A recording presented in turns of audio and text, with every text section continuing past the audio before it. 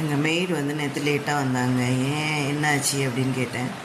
இந்த மாதிரி ஏதோ பிரச்சனை போல் நம்ம 2 பேருக்கும் சண்டே ஆகிடுச்சிக்கா. அது நேற்று ட்ரிங்க்ஸ் பண்ணிட்டு வந்தார். அதனால் வீட்டில் கொஞ்சம் அவரை இது பண்ணுறதுக்குள்ளே போதும் போதும்னு ஆயிட்டு அப்படின்னு. இப்படி பிரச்சனைன்னு வந்தால் ஜென்ஸ் எல்லாம் போய் தண்ணி அடித்தா பிரச்சனை ஷார்ட் அவுட் ஆகிடுமா? இது எதுக்கு அப்படி அவ்வளோ போய் தண்ணி அடிக்கிறாங்கம்மா? என்ன ஆகுதுன்னே தெரியாத அளவுக்கு தண்ணி அடிச்சிட்டு வந்தாங்க.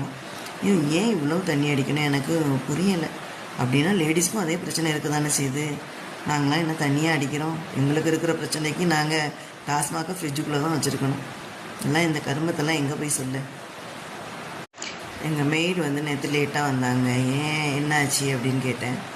இந்த மாதிரி ஏதோ பிரச்சனை போல் நம்ம 2 பேருக்கும் சண்டே ஆகிடுச்சிக்கா. அது நேற்று ட்ரிங்க்ஸ் பண்ணிட்டு வந்தார். அதனால் வீட்டில் கொஞ்சம் அவரை இது பண்ணுறதுக்குள்ளே போதும் போதும்னு ஆயிட்டு அப்படின்னு. இப்படி பிரச்சனைன்னு வந்தால் ஜென்ஸ் எல்லாம் போய் தண்ணி அடித்தா பிரச்சனை ஷார்ட் அவுட் ஆகிடுமா?